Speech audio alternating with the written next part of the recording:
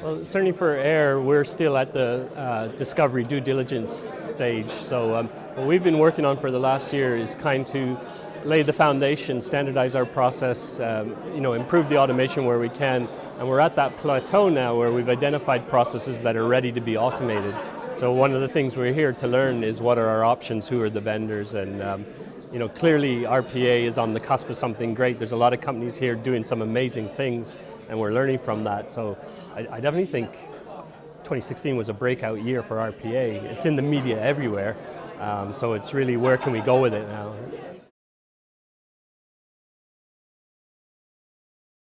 In the context of our organization, it's awareness for one.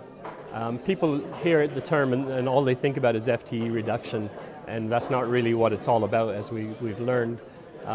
Also, it's being led by the business, it's not IT driven, so any solution that you might choose to engage with, if it needs IT support, there's a whole stakeholder engagement that has to be cultivated and education that has to be done internally. These are the challenges that I think any company would have to deal with to get adoption.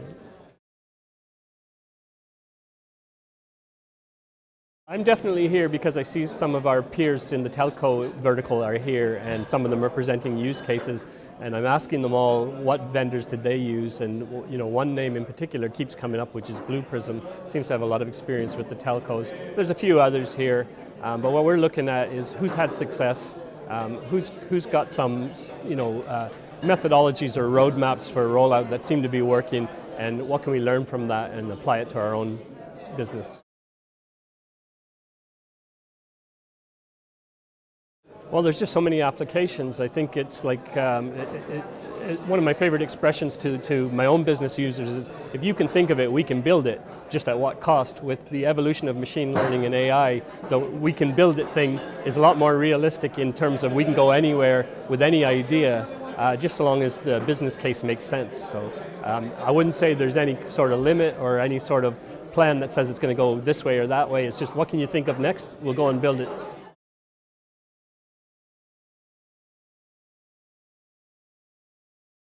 They're definitely afraid of RPA. I was brought into the company specifically because of my IT background, even though I don't work in IT, to deliver automation and process efficiency and to do more with less. And that's really what we've been through as a transformation year in the last year, to tune our systems as good as we can. And the mantra I've been using internally is that we're laying the foundation now for RPA and AI. But as I say, the common misconception is those words just mean FTE reduction.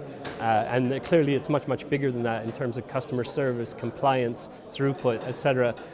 FTE reductions in some areas might be a byproduct, but it will create jobs in other areas. So that, I wouldn't say that's why you should get involved in it.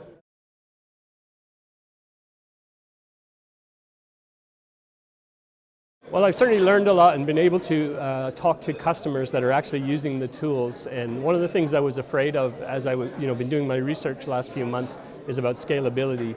A lot of the vendors here, even now, still talk about these massive global projects. Well, we're not a massive global company, right? We're located in Ireland. We speak one language. We deal in one currency. Our entire back office is in one building.